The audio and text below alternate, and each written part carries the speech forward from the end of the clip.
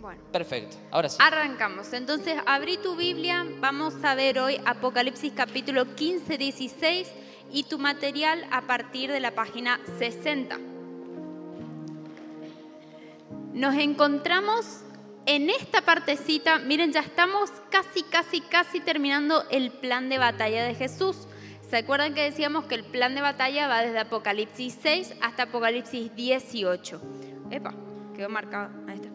Bueno, hoy vamos a ver las 7 copas de la ira de Jesús, que es, como llamarlo así, la procesión de la venida de Jesús, ¿sí? Eso vamos a estar estudiando hoy.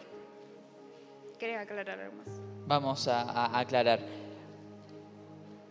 Hoy vamos a entrar de manera cronológica. ¿Se acuerdan que la clase pasada era un paréntesis? Pero ese paréntesis, ¿cómo se llama? Una explicación angelical, ¿sí? Una explicación angelical. De tal manera que hoy vamos a retomar nuevamente a lo que es lo cronológico, ¿sí? Y lo último cronológico que vimos fue la séptima trompeta. ¿Qué habilitaba la séptima trompeta? Las copas. Bien ahí. Recuerden que el séptimo de cada suceso habilitaba lo siguiente: el séptimo sello, las 6 trompetas, la séptima trompeta, las copas. ¿Vamos bien hasta acá? Así que hoy vamos a ver las copas, que tiene que ver con esta partecita acá. Miren todo lo que ya hemos compartido hasta acá, ¿sí? Hemos visto los principios de dolores, el comienzo de lo que van a ser los últimos 7 años con este pacto de falsa paz, hasta que a la mitad se rompe ese pacto y inician los 3 años y medio de gran tribulación, donde ahí empiezan podríamos decirle juicios, pero mejor decirle dinámicas, ¿sí? ¿Por qué? Porque dentro de las dinámicas de los 7 sellos, 7 trompetas y 7 copas, entre medio de ellas no son todos juicios, sino que tienen que ver con dinámicas que van a ir pasando. Así que esto pasa en los 3 años y medio de la gran tribulación. 7 sellos, 7 trompetas. A la séptima trompeta, Cristo en las nubes, el arrebatamiento de la iglesia, nuestra meta, nuestro objetivo, nuestro norte como hijos de Dios. Y a partir de ahí, el derramamiento de las copas y la procesión de la segunda venida de Jesús. Entonces, contexto. Lo último que vimos la clase pasada, hablamos de Apocalipsis 14, que nos decía las 2 cosechas de almas. ¿Se acuerdan que una de las cosechas era para salvación, que era el arrebatamiento, que es donde estaríamos, que es donde estaríamos nosotros? Somos arrebatados en la séptima trompeta, ¿sí? Para salvación, recibimos nuestros cuerpos glorificados y ahí comienza la procesión de la venida de Jesús. ¿Por qué decimos procesión? Porque vamos a ver hoy sí, es un proceso. Vamos a ver hoy en diferentes versículos de que nos explica que va a ser justamente, como dice Mati, un proceso. No va a ser un abrir y cerrar de ojos, sino que era en un abrir y cerrar de ojos nuestros cuerpos glorificados, ¿sí? Eso era en un abrir y cerrar de ojos, pero hoy vamos a estudiar un poquitito más la procesión de la venida de Jesús. Así que comenzamos. Apocalipsis 15 y 16 es donde vamos a estar viendo los juicios de las copas. Las infraestructuras del anticristo vamos a ver que son debilitadas por Dios de la misma manera que lo hizo con el faraón en Egipto. Y vamos a ver que Juan va a describir en 2 visiones diferentes Apocalipsis 15. Es como que está en 2 partecitas. La primera parte es una visión de los santos de los últimos días alabando a Dios por sus juicios. Y la segunda parte es como una visión de 7 ángeles que liberan los juicios finales y completos de Dios. Y algo muy interesante en esto es que ahora lo vamos a leer, pero vamos a notar que tanto el cielo como los santos y todo dice: justos son tus juicios, tus caminos son justos. Ven que hay justicia en lo que Dios está haciendo. Y como veíamos, Dios Padre tiene como diferentes facetas, ¿no? Como esposo, como rey, como juez. Y Él no emite un juicio sin antes, o sea, Él no emite una sentencia antes que haya un juicio previo. Él dio muchas oportunidades. Y dice, justo es lo que estás haciendo, porque diste oportunidades y vamos a ver cómo no se arrepintieron, ahora le estás dando de beber el doble que les dieron a tus mártires, ¿sí? Así que, bueno, basta de spoiler y perdón. Vamos a meternos de lleno. Apocalipsis capítulo 15, vamos a leer los primeros versículos del 1 al 4. Luego vi en el cielo otro maravilloso suceso de gran importancia. 7 ángeles sostenían las últimas 7 plagas que completarían la ira de Dios. Vi delante de mí a lo que parecía un mar de cristal mezclado con fuego. Sobre este mar estaban de pie todos los que habían vencido a la bestia, a su estatua y al número que representa su nombre. Todos tenían arpas que Dios les había dado y entonaban el canto de Moisés, siervo de Dios, y el canto del Cordero. Grandes y maravillosas son tus obras, oh Señor Dios, el Todopoderoso. Justos y verdaderos son tus caminos, oh Rey de las naciones. ¿Quién no te temerá, Señor, y glorificará tu nombre? Pues solo tú eres santo, y todas las naciones vendrán y adorarán delante de ti, porque tus obras de justicia han sido reveladas. Vamos, sí. Voy yo. Vemos acá cómo Juan conecta el cántico de Moisés y el cántico del Cordero. O sea, siempre hay una conexión directa con todo lo que está pasando en la palabra. Y de alguna manera estamos viendo, si podríamos decir, 2 generaciones. La generación antes de Cristo y la generación después de Cristo. 2 generaciones que fueron atravesadas por una historia de salvación y redención. El pueblo de Israel saliendo de Egipto, una historia de salvación, de redención, de libertad. Y aquellos que fueron libres por la sangre de Cristo, también hablando de una historia de redención. Entonces, acá Juan dice, una multitud cantando la canción de Moisés y la canción del Cordero. O sea, todas las generaciones hablando de la liberación, de la libertad, de la gloria de Dios y cantando juntos sus experiencias de salvación. Y dice algo clave donde dice, todas las naciones vendrán y te adorarán. El fruto de los juicios de Dios es llevar a todas las naciones a adorar a Jesús. Todo lo que pasa, y decíamos la clase pasada, que la guerra en estos tiempos y principalmente en los últimos tiempos es una guerra por tu adoración.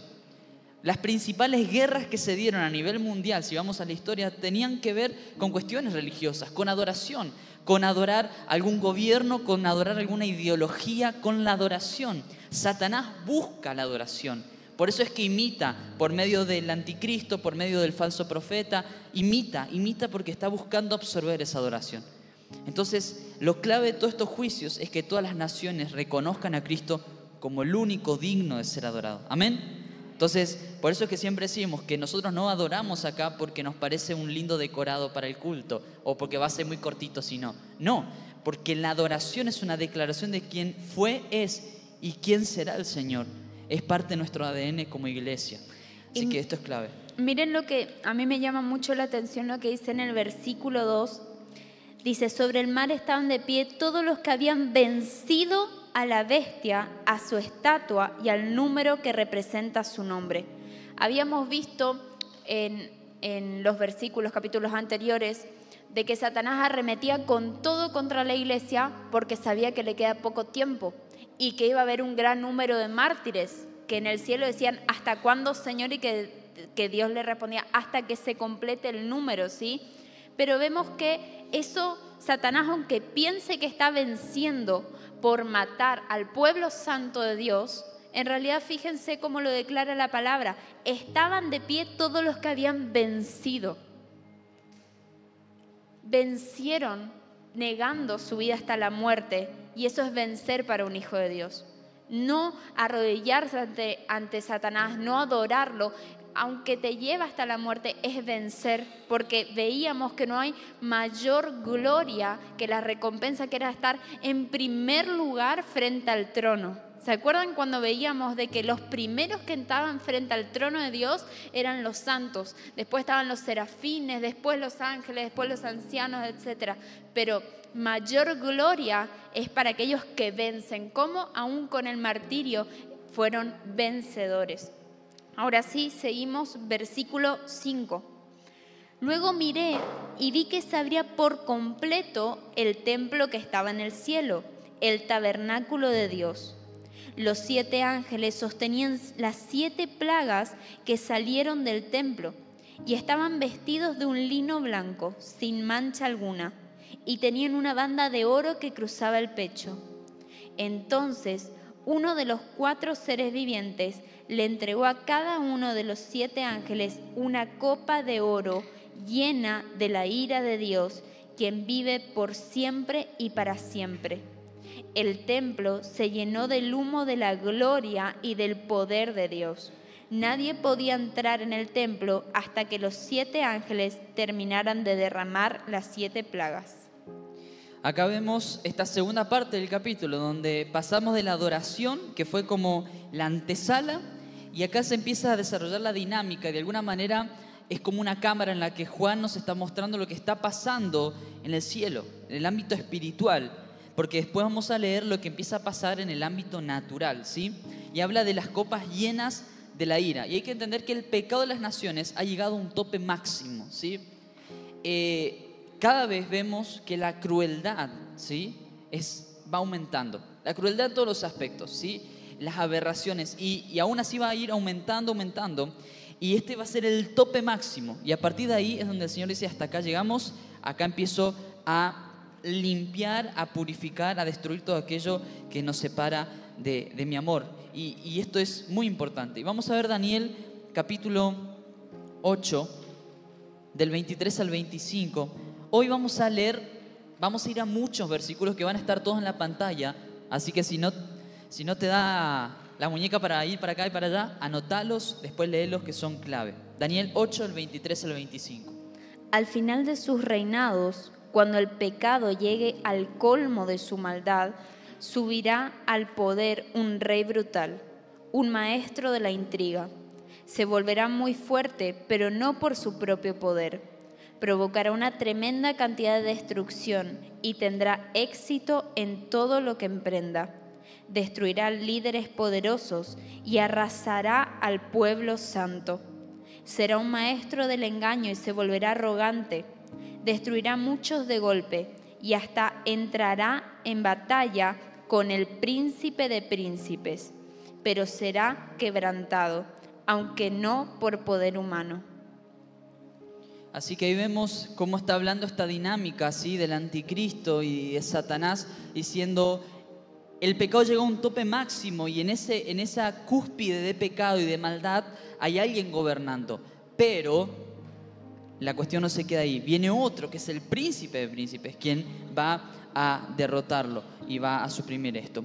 Y vemos esta dinámica también en lo que es Daniel 7, versículo 21 al 22. Vamos primero a los Apocalipsis. Vamos a ver primero el Apocalipsis 14 y 18 para ver la comparación con lo que leímos recién de Daniel 8. Apocalipsis 14, 18. Luego otro ángel que tenía el poder para destruir con fuego vino desde el altar y le gritó al ángel que tenía la hoz afilada. Pasa ahora tu hoz y junta los racimos de los viñedos de la tierra, porque las uvas ya están maduras para el juicio. Así que ahí vemos nuevamente esta dinámica donde tiene que estar maduro, ¿sí? Imaginémonos el pecado como justamente estos viñedos, ¿sí? Durante todo este tiempo está madurando y lo que a nosotros nos parece aberrante hoy va a empeorar. Ahora va a llegar un punto de madurez donde ahí va a ser cortado, ¿sí? Apocalipsis 18, 6, también lo tenemos ahí, dice lo siguiente. Háganle a ella lo que ella les ha hecho a otros. Denle el doble castigo por todas sus maldades. Ella preparó una copa de terror para otros, así que preparen el doble para ella. Así que fíjense nuevamente esta dinámica, hablando de esta dinámica babilónica, ¿sí? Diabólica, donde está en autoridad, pero Dios diciendo, ahora lo voy a cortar, lo voy a destruir, lo voy a aplastar. Y ahora sí vamos a Daniel 7, versículo 21 y 22, porque esto es muy clave, creo que está ahí en el material también, sí, este pasaje. Daniel 7, el 21 al 22. Porque Daniel vuelve a describir este evento, esta situación. Mientras miraba, ese cuerno hacía guerra contra el pueblo santo de Dios y lo vencía, hasta que vino el anciano, el Altísimo, y emitió un juicio a favor de su pueblo santo. Y entonces llegó el tiempo para que los santos tomaran posesión del reino. Nuevamente esta dinámica, y vean, si lo ponemos en contraposición a lo que venimos entendiendo hasta acá, habla de un cuerno pequeño, ¿sí? Este cuerno pequeño hablando del anticristo, ¿sí? Un juicio a los santos que tiene que ver con las copas de la ira, un juicio que va contra este cuerno pequeño, y los santos recibiendo el reino que tiene que ver con el milenio. Entonces, nuevamente esta dinámica para entender de que estos versículos de Daniel y estos pasajes que acabamos de leer no se han cumplido todavía. Sepan esto, mis hermanos, no todo lo que está en el Antiguo Testamento ya se cumplió por estar en el Antiguo Testamento. Porque hubo alguien que tuvo que, para nuestra posibilidad de estudio, dividir la Biblia en una parte, en otra parte, dividirla en versículos, en capítulos, para que vos y yo hoy podamos encontrar rápido. Pero esto es un solo mensaje. Entonces hay muchos elementos que todavía están por cumplirse. ¿Algo más? Bueno, ahora sí vamos a avanzar a Apocalipsis, capítulo 16. Como decíamos, vamos a ver la similitud nuevamente con las plagas de Egipto y vamos a empezar a leer acerca de las copas. Y algo clave es que las copas justamente se usan para aludir tanto a la ira de Dios, pero también a las oraciones de los santos. ¿Se acuerdan que decíamos que habían copas que tenían que ser llenas antes de que Cristo venga con las oraciones de los santos que luego iban a ser derramadas? ¿Qué quiere decirnos esto? Es como que nos está subrayando la importancia de la oración y que es el modo en el que Dios se mueve a través de la historia y lleva a cabo sus propósitos. Es clave que empecemos a orar por su plan. Esa es nuestra manera de cómo hoy podés ser parte del plan de Dios, empezando a interceder por lo que Él dice que va a hacer, ¿sí? Por sus planes, sus propósitos. Por eso siempre decimos este versículo, esperando y apresurando. Entonces, yo espero su venida, pero apresuro, es donde yo pongo en acción mi vida para con ese plan. Muy bien, vamos a ver las copas, vamos a leer las copas, ¿sí? Una tras de otra, todas las copas, y después vamos a ir puntualizando, porque en realidad queremos hacer, más allá de la forma en la que se va a ir dando, queremos puntualizar después unos elementos que son importantes posterior a esto. Apocalipsis 16, capítulo 16. Luego oí una voz potente que venía del templo y decía a los 7 ángeles: vayan y derramen sobre la tierra las 7 copas que contienen la ira de Dios. Así que el primer ángel salió del templo y derramó su copa sobre la tierra. Y a todos los que tenían la marca de la bestia y que adoraban a su estatua, les salieron horribles llagas malignas. Después, el segundo ángel derramó su copa sobre el mar, y el agua se volvió como la sangre de un cadáver, y murió todo lo que estaba en el mar. Entonces, el tercer ángel derramó su copa sobre los ríos y manantiales, y estos se convirtieron en sangre. Oí que el ángel que tenía la autoridad sobre las aguas decía: oh Santo, el que es y el que siempre era, tú eres justo, porque has enviado tus juicios. Como derramaron la sangre de tu pueblo santo y de tus profetas, tú les has dado a beber sangre. Esa es tu justa recompensa. Y oí una voz que venía del altar y decía: oh sí, Señor Dios, el Todopoderoso, tus juicios son verdaderos y justos. Entonces el cuarto ángel derramó su copa sobre el sol. Esto hacía que quemara a todos con su fuego. Todos sufrieron quemaduras debido a la descarga de calor y maldijeron el nombre de Dios, quien tenía el control sobre todas estas plagas. No se arrepintieron de sus pecados, ni se volvieron a Dios, ni le dieron gloria. Pausa ahí un ratito. ¿Se dan cuenta cómo todo el cielo reconoce, son justos tus juicios? Y a veces cuando no tenemos la revelación completa de Apocalipsis, si lo leemos así nomás parece que, ay, ¿por qué tan severo Dios? Pero cuando empezamos a profundizar vemos que Dios sabe quiénes se van a arrepentir y quiénes no, y que hay algunos que aún en 1000 años más no se iban a arrepentir. Como vemos acá en el último versículo que decía, maldijeron el nombre de Dios, quien tenía el control sobre todas esas plagas. No se arrepintieron de sus pecados, ni se volvieron a Dios, ni le dieron gloria. A esta altura toda la creación ya sabe que esos juicios venían de parte de Dios. Lo reconocían, pero ni así se arrepintieron. Por eso todos en el cielo cantan, tus juicios son justos. Versículo 10. Después el quinto ángel derramó su copa sobre el trono de la bestia, y el reino de la bestia quedó sumergido en la oscuridad. Sus súbditos rechinaban los dientes por la angustia y maldecían al Dios del cielo por los dolores y las llagas, pero no se arrepintieron de sus fechorías ni volvieron a Dios. Fíjense, no se enojaban con el anticristo, contra Dios. O sea, nunca decían, bueno, Señor, por favor, perdonanos, vos sabés que la verdad que nos dimos cuenta, la pifiamos hasta acá, elegimos mal. No se arrepintieron y maldecían a Dios. Entonces, estamos hablando de una convicción de corazón totalmente alejada de Dios. Por eso es que son justos los juicios, porque aquellos que han tenido un corazón de arrepentimiento ya están con Cristo, avanzando en este proceso. Versículo 12. Luego el sexto ángel derramó su copa sobre el gran río Éufrates, y éste se secó para que los reyes del oriente pudieran marchar con sus ejércitos sin obstáculos hacia el occidente. Y vi que de la boca del dragón y de la boca de la bestia y de la boca del falso profeta saltaban 3 espíritus malignos que parecían ranas. Estos espíritus de demonios, presten atención, que hacen milagros y salen a reunir a todos los gobernantes del mundo para pelear contra el Señor en la batalla del gran día del juicio de Dios, el Todopoderoso. Pausa ahí. ¿Se acuerdan que la clase pasada hablábamos de esto? Cuando solamente vamos detrás de los milagros, de las bendiciones. Y sé que esta es una estrategia del anticristo, decir, hacen milagros a base de demonios para confundir a la gente, llevarlos al Valle de Armagedón y que peleen contra Cristo.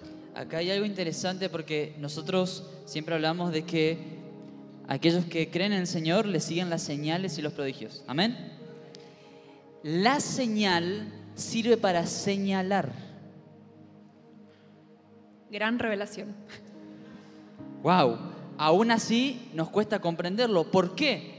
Porque cualquier señal de sanidad, de profecía, lo que sea, que no nos lleva a amar a Cristo y estar dispuesto a entregar nuestra vida a Cristo y morir por Cristo, no es una señal de Cristo.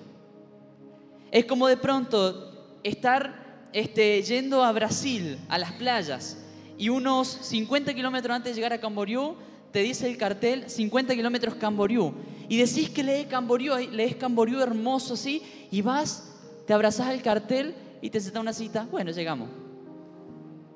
Es un cartel que te está diciendo, falta todavía, allá es tu meta. Entonces, a veces como cristianos vamos a Cristo por las señales y los prodigios, por las sanidades. Y hay mucha gente que se enoja con Dios cuando Dios no da señales, o cuando no hay milagros, o cuando no hay prodigios. Y es que quizás nuestro corazón, si recibe ese prodigio, esa señal, no va a buscar al Señor de la señal. Entonces, mis hermanos, es importante entender esto. Nosotros creemos en los milagros y gloria a Dios, y creemos en una iglesia que camina en señales y prodigios. Pero esas señales y prodigios deben señalar al único autor de todo esto, ¿sí? No vamos por los panes y los peces, vamos al Señor de los panes y los peces.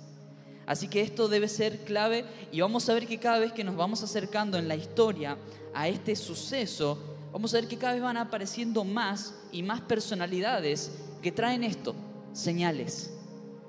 Pero el problema es que la gente termina corriendo detrás de una señal y no detrás de Cristo. Entonces, esto es clave para estos tiempos. Si queremos que te lleves algo de esta noche, no importa si no te acordás de todas las copas, pero acordate de esto. Así Dios no cumpla nuestras oraciones, Él se merece ser adorado porque es Dios. Él sigue siendo Dios. Me responda, no me responda, me bendiga, no me bendiga, tengo que saber que Él es soberano, ¿sí? Así que seguimos. Versículo 15 dice, miren, yo vendré como un ladrón cuando nadie lo espere. ¿Para quién el ladrón? Para los que están en oscuridad, para que aquellos que no saben ni el día ni la hora, pero ya estudiamos que nosotros no somos de eso porque estamos en el día, estamos en la luz y nos estamos preparando. Es así, benditos son, ahí continúe, dice, todos los que me esperan y tienen su ropa lista, para no tener que andar desnudos y avergonzados. ¿Se acuerdan de la historia que les conté del sacerdote? Que cuando se dormía en su servicio, venía el guardia de la noche y le dejaba un carbón encendido para que se prenda fuego y salga desnudo y avergonzado porque se durmió y no descuidó el fuego del altar. Por eso dice, estén con sus ropas listas, para no tener que andar desnudos y avergonzados, cuidando el fuego de nuestro altar, cuidando nuestras lámparas hasta el final. Versículo 16. Y los espíritus de demonios reunieron a todos los gobernantes y a sus ejércitos en un lugar que en hebreo se llama Armagedón. Vamos a leer segunda de Tesalonicenses. Bueno. ¿O avanzamos un poquito más? No, vamos a completar ya. Dale, completamos y ahí avanzamos. Bueno, 17. Luego el séptimo ángel derramó su copa en el aire y desde el trono del templo salió un fuerte grito: todo ha terminado. Entonces rugieron y retumbaron truenos y salieron relámpagos y se produjo un fuerte terremoto, el peor desde que el hombre fue puesto sobre la tierra. Y la gran ciudad de Babilonia se partió en 3 secciones y las ciudades de muchas naciones cayeron y quedaron reducidas a escombros. Así que Dios se acordó de todos los pecados de Babilonia y la hizo beber de la copa que estaba llena del vino del furor de su ira. Y entonces desaparecieron todas las islas y las montañas se vinieron abajo y no existieron más. Hubo una gran tormenta de granizo y piedras de granizo como de 34 kilos. No cada deje el auto una. afuera con eso, ¿no? Ay, menos mal que ya no estamos. De cada una. Cayeron del cielo sobre las personas. Maldijeron a Dios debido a la terrible plaga de granizo. Así que vemos estas 7 copas. Recuerden, ya estamos de manera cronológica viendo estos sucesos, cómo se van dando las cosas. Y vamos a ver 2 Tesalonicenses, capítulo 2, versículo del 8 al 12. Dice así: entonces el hombre de anarquía será dado a conocer, pero el Señor Jesús lo matará con el soplo de su boca y lo destruirá con el esplendor de su venida. Ese hombre vendrá a hacer la obra de Satanás con poder, señales y milagros falsos. Se valdrá de toda clase de mentiras malignas para enseñar a los que van rumbo a la destrucción, porque se niegan a amar y a aceptar la verdad que los salvaría. Por lo tanto, Dios hará que ellos sean engañados en gran manera y creerán esas mentiras.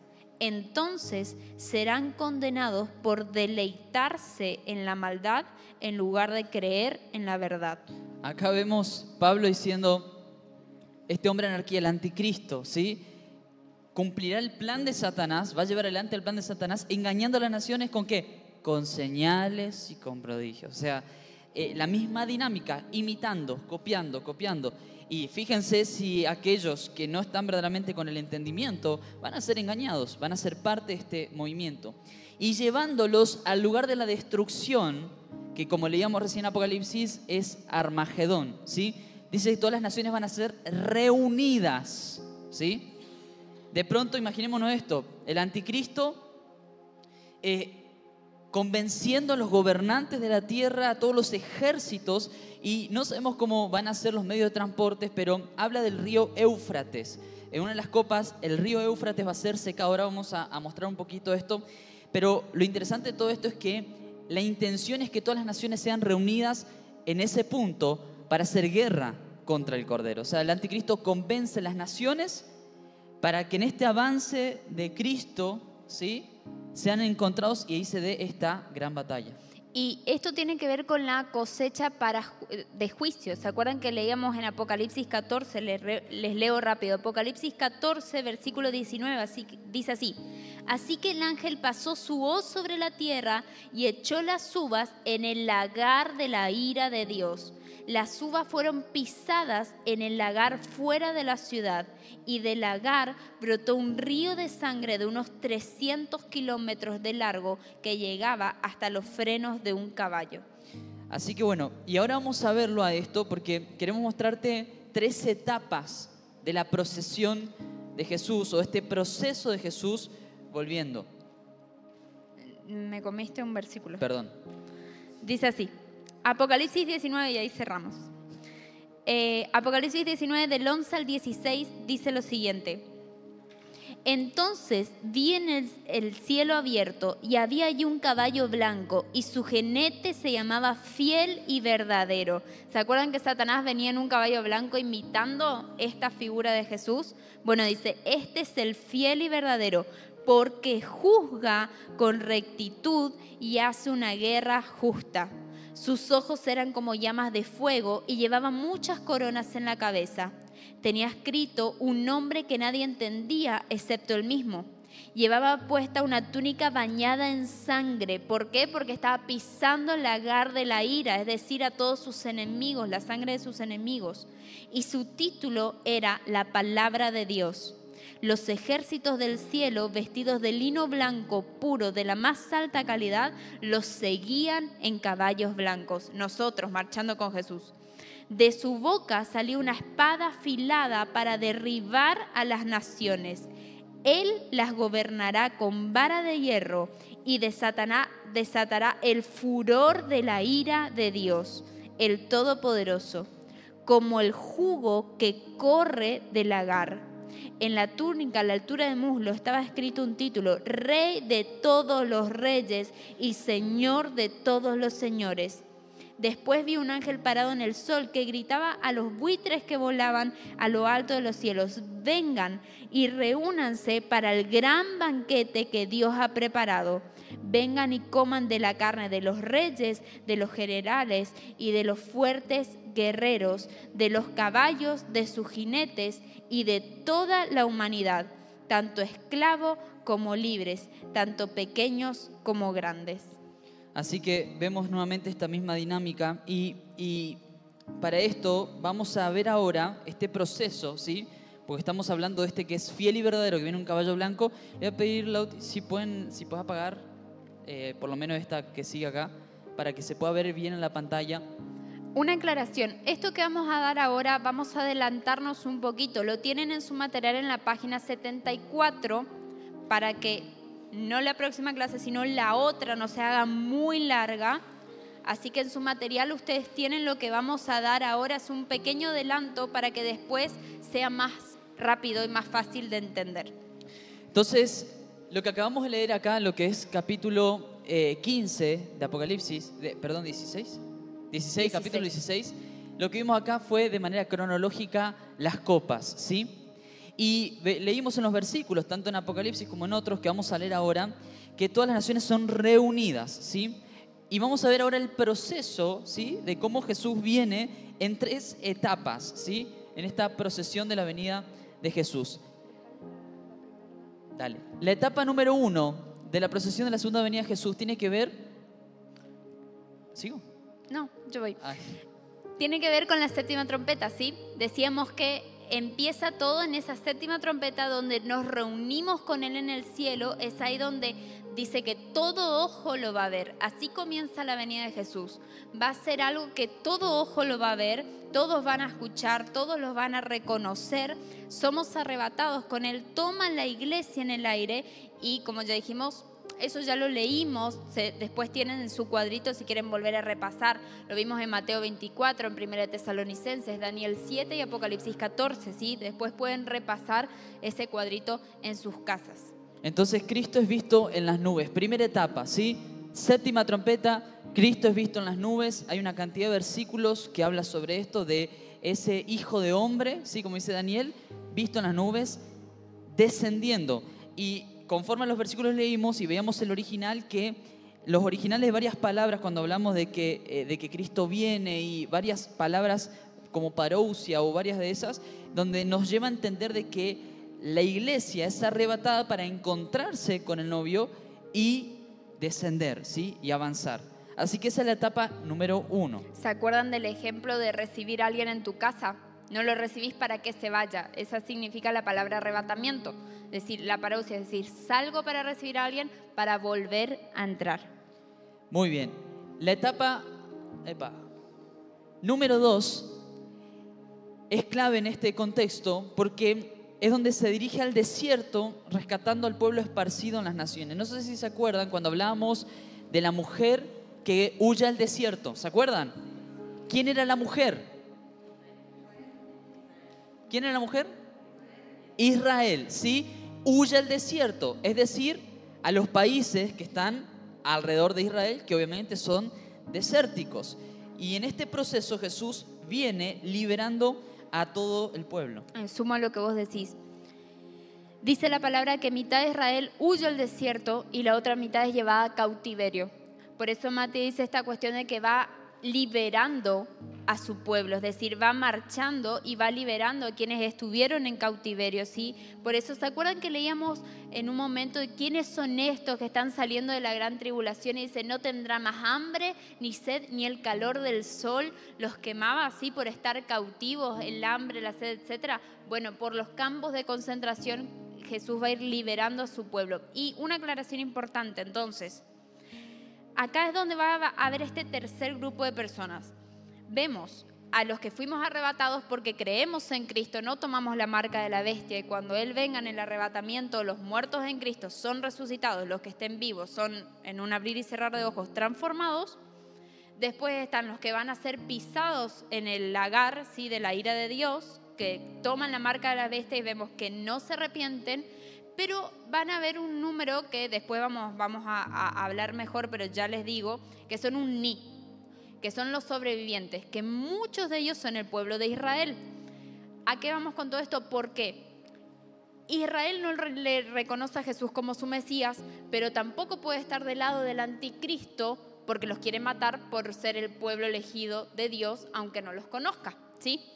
Por esa razón, cuando Cristo viene, muchos todo su pueblo santo lo reconoce, dice la palabra, y miraron al que traspasaron, y dice que se lamentaron como aquel que pierda su primer hijo varón, dice la palabra. Entonces reconocen a Jesús como su Rey y Salvador y son salvos ahí porque no toman para sí la marca de la bestia, porque el anticristo arremete contra ellos y ahí lo reconocen y son salvos y Jesús lo va liberando. Muy bien. ¿Qué continente es este? Muy bien, lo puse así, primero arrancamos desde afuera hacia adentro para que entendamos, porque quizás hablamos de Israel y decimos, ¿dónde rayos está Israel? Bueno, clase de geografía ahora. Clase de geografía avanzada en esta noche. ¿Vieron qué completo este curso de Apocalipsis? Por favor, tremendo. Acá vemos continente africano. Israel está en este puntito acá, ¿sí? Está al norte de Egipto. Y cuando hablamos de norte es arriba y sur. Muy bien, por eso es que muchas veces vamos a leer que quién es aquel que viene del sur o los enemigos vienen del norte, para que entendamos y ubicarnos un poco en el contexto. Así que acá está Israel en este punto.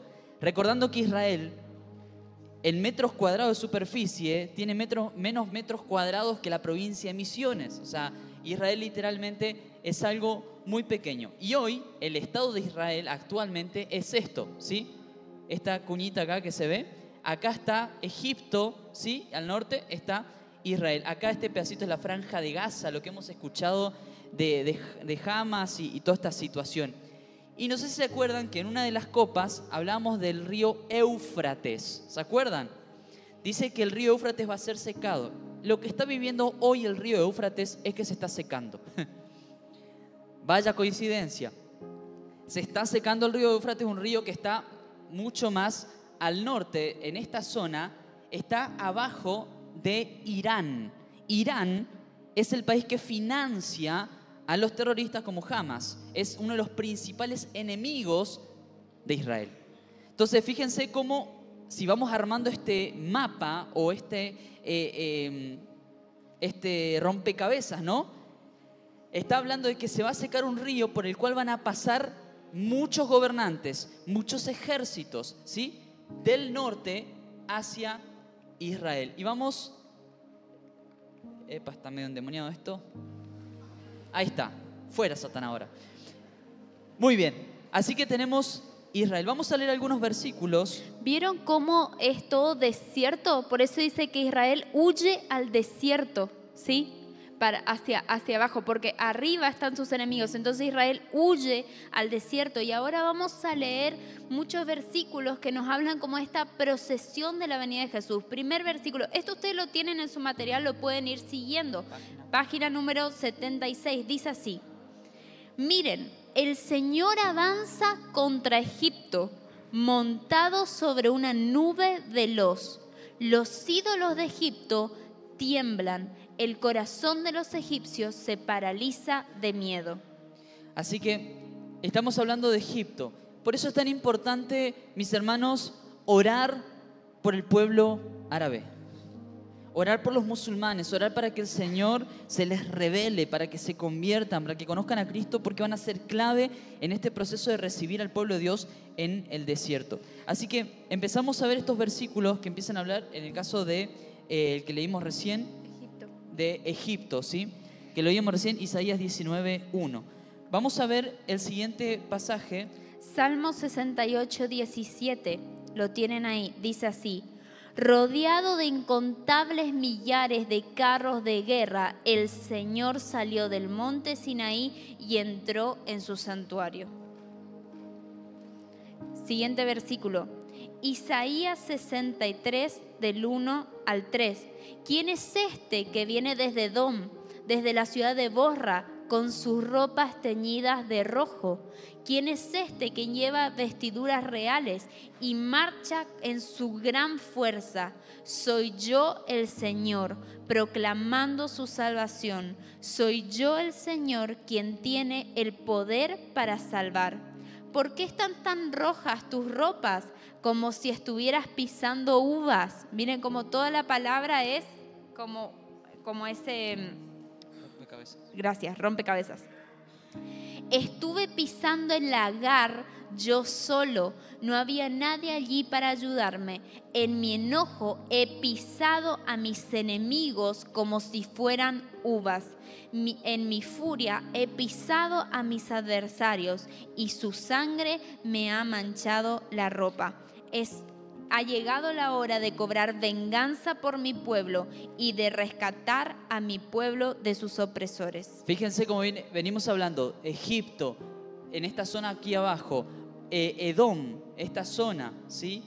Sinaí, monte Sinaí, está hablando, ¿quién es ese que viene del sur? ¿Sí? ¿Quién es ese que viene avanzando? ¿Quién es ese que viene avanzando y que sus vestiduras están rojas como que si estuviera pisando uvas? Y es Jesús con las copas de la ira avanzando desde el sur hacia el norte, ¿sí? Otro versículo. Habacuc 3, del 3 al 6 dice así: veo a Dios cruzando el desierto de Edom. El santo viene desde el monte de Parán. Su brillante esplendor llena los cielos y la tierra se llena de su alabanza. Su llegada es tan radiante como la salida del sol. Rayos de luz salen de sus manos, donde se esconde su importante poder. Y miren, este versículo es clave, dice: la pestilencia marcha delante de él y la plaga lo sigue de cerca, copas de la ira. Cuando él se detiene, la tierra se estremece. Cuando mira, las naciones tiemblan. Él derrumba las montañas perpetuas y arrasa las antiguas colinas. Él es el Eterno. Fíjese, la misma narrativa, Seir, Edom, Parán, Egipto, todo esto que nombra Isaías y cada uno de estos versículos nos está hablando de este rey que viene del sur por esta zona. Lo que hemos leído recién estaba Habacuc 3, del 3 al 6 y ahora el 12 al 13 dice: con enojo marchaste a través de la tierra y con furor pisoteaste las naciones. Saliste a rescatar a tu pueblo elegido, a salvar a tus ungidos. Aplastaste la cabeza de los perversos y descarnaste sus huesos de pies a cabeza. Y algo clave para entender acá es que muchas veces si leemos la palabra así nomás, es como que uno dice: no, pero yo no quiero que Dios mate gente, etcétera, porque es como muy feo de nuestra parte, ¿no? Pero ya veíamos que no se arrepienten hasta lo último. Entonces, decir, tus juicios son justos. Oramos por sus juicios porque Él es Dios justo. Así que vemos esta segunda etapa a Jesús avanzando del sur hacia el norte. ¿Con qué objetivo? De una vez ir liberando al pueblo, encontrarse en este famoso Armagedón, ¿sí? Vamos a ver dos lugares. Está Armagedón, ¿sí? O el Valle de Megiddo, y después está el Valle de Josafat, ¿sí? No se sabe puntualmente dónde va a ser la batalla, pero lo que sí entendemos, para que nos ubiquemos, Armagedón queda más o menos en esta zona, y el Valle de Josafat también, todo en esta zona, en el sur, o sea, bien al norte de Israel. Entonces, vamos a leerlo para aclarar es que hoy si te vas a Israel y decís al taxista: llévame al Valle de Armagedón, ¿saben cuál es? Años atrás no se tenía, pero ahora como Israel siendo nación, los nombres se vuelven a restaurar, ¿sí? Y literalmente entienden dónde está el Valle de Armagedón, existe. Así que como ya lo leímos en Apocalipsis 16, del 12 al 16, que decían: y los espíritus de demonios, haciendo estos milagros, reunieron a todos los gobernantes con sus engaños, ¿no? Y a los ejércitos en un lugar que en hebreo se llama Armagedón. Y vamos a ver lo que dice Zacarías 12, si quieren anotarlo para buscar en sus casas. Zacarías 12:3 dice acá así. Tenemos los versículos y esto ya es la etapa 3. Primera etapa, ¿cuál era? Jesús en las nubes, la séptima trompeta. Séptima trompeta. Segunda etapa, Jesús avanzando por el desierto, ¿sí? Vemos todos los versículos donde está hablando de estos lugares que están en el sur de Israel. ¿Quién es ese que viene de Edom? ¿Quién es ese que viene de Parán? ¿Quién es ese que viene? Bueno, avanzando. Y la etapa 3, ¿sí? Es el contacto, podríamos decirlo, del rey de reyes encontrándose con el anticristo y con todos los ejércitos que fueron reunidos en Armagedón. Vemos el contexto en ese momento. Jerusalén está sitiada, ¿sí? Rodeada, porque veíamos que es tomada por el anticristo, pero se reúnen en Jerusalén para luchar por Jerusalén justamente, pero en la palabra en diferentes partes dice que ni siquiera hace falta que sea una lucha, porque el resplandor de la venida de Jesús, no me acuerdo ahora en qué versículo decía, pero que se les pudre las cuencas de los ojos y se empiezan a consumir del resplendor de Jesús. O sea, es impresionante. O sea, Jesús no va a sacar una espada ahí para pelear. La presencia misma de Dios avanzando va a ir destruyendo. Y la etapa 3, ahora vamos a leer Zacarías 12, y estos versículos están acá todos, acá, Zacarías 12 del 3, 14 del 2 al 4 y Sofonías 3, 8, son versículos claves para entender esta parte.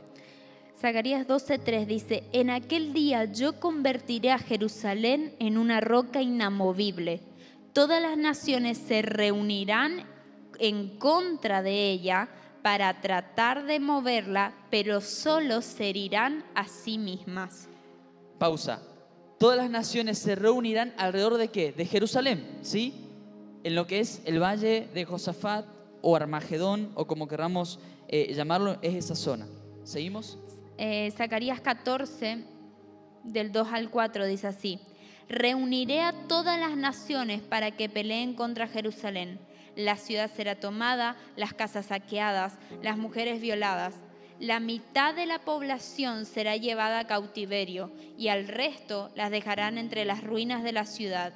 Luego el Señor saldrá a pelear contra esas naciones como lo hizo en tiempos pasados.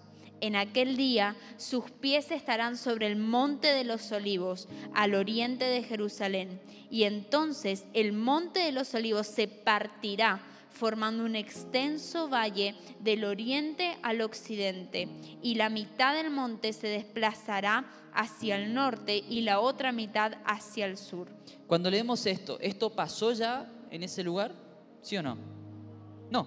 Está hablando de una palabra a cumplirse, es decir, Israel siendo asediada por el anticristo, gran tribulación, la mitad del pueblo se va, huye, la otra mitad es tomada en cautiverio, pero viene el Rey de Gloria, liberando, abriendo. Dice que se para en el Monte de los Olivos, después lo vamos a ver más adelante en el capítulo 19, si no me equivoco, o en los últimos capítulos, donde Jesús literalmente se va a parar y va a abrir el monte y verdaderamente va a liberar al pueblo. Esto lo vamos a ver en Apocalipsis 18 y 19. Y después Sofonías 3:8 dice así: por lo tanto, tengan paciencia, dice el Señor. Pronto me levantaré y acusaré a esas naciones malvadas, pues he decidido reunir a los reinos de la tierra y descargar mi más feroz ira y furia sobre ellos.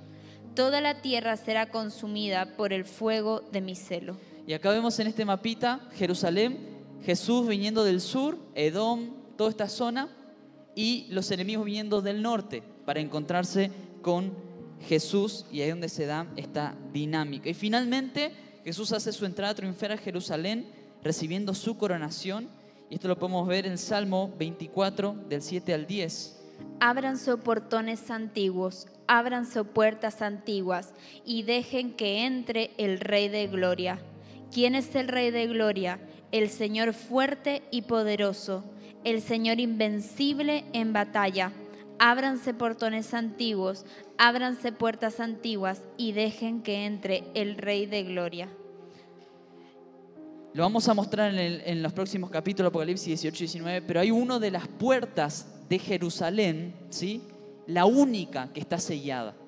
Esa puerta, ¿sí? La única que está sellada por concreto, por piedra, fue sellada hace mucho tiempo. El portón antiguo que dice este versículo está frente al Monte de los Olivos, donde Jesús va a pararse y va a partir la tierra. Pero hay algo interesante, que frente a ese portón antiguo hay todo un cementerio, y es un cementerio musulmán. Resulta que un sacerdote judío no puede, por sus costumbres judías, caminar sobre una tierra donde hay muertos enterrados, sobre un cementerio. Fíjense cómo se aseguraron, conociendo la palabra mejor que nosotros, en poner un cementerio frente al único portón que está sellado en Jerusalén. Pero dice que Jesús se para en el Monte de los Olivos, está frente a ese portón, está Jesús, el cementerio y el portón, y ese portón da directo a la explanada del templo que charlamos y compartimos las clases pasadas. Y dice que Jesús se para en el Monte de los Olivos y lo parte en dos, es decir, quitando todo cementerio. Teóricamente él no podría caminar por ahí porque es sacerdote, pero no hay cementerio que sea un impedimento para el Rey de Gloria, entrando por el portón antiguo, ¿sí? Fíjense, esto es clave. Y después lo vamos a seguir leyendo Apocalipsis, pero todo esto les explicamos, y yo sé que quizás fue un poco confuso todo lo que compartimos. Después nos pueden preguntar por privado y le evacuamos todas las dudas, pero hay que entender de que hay un propósito con este lugar, hay un plan, y que Cristo viene, y querramos creerlo o no creerlo, las cosas se van a desarrollar de esta manera. Así que todo esto es para que entendamos que hay un plan y hay etapas como Cristo va a venir, y después de esto, Cristo entronado en el trono, en el templo, comienza la restauración de todas las cosas, que es el milenio, ¿sí? Todo esto lo vamos a volver a ver en Apocalipsis 18 y 19, pero queríamos aprovechar hoy que había un poquito de más tiempo porque después se iba a hacer muy largo, hay mucho para hablar, así que ya tienen, si algo no entendieron, tranquilos, lo vamos a volver a ver, vamos a volver a estudiar. Vamos a repasar los versículos, vamos a traer las fotos, va a ser mucho más completo, pero entender lo siguiente, de que independientemente de cómo se desarrolle todo, hay un rey que viene. Y ese tiene que ser nuestro anhelo, nuestro sustento, nuestra motivación en este tiempo. De que hay un juicio y hay un Dios que es justo. Y por eso siempre digo, muchas veces hay personas que me dicen, fulano de tal me lastimó, fulano de tal me hizo tal o cual cosa. Y siempre decimos esto, la justicia es de Dios. ¿Escuchaste? La justicia es de Dios. Y Dios a su tiempo va a llevar a juicio todas aquellas cosas que en esta tierra se corrompieron. Por eso es que esto es poderoso para nuestras vidas. Y los motivos de clamor en esta noche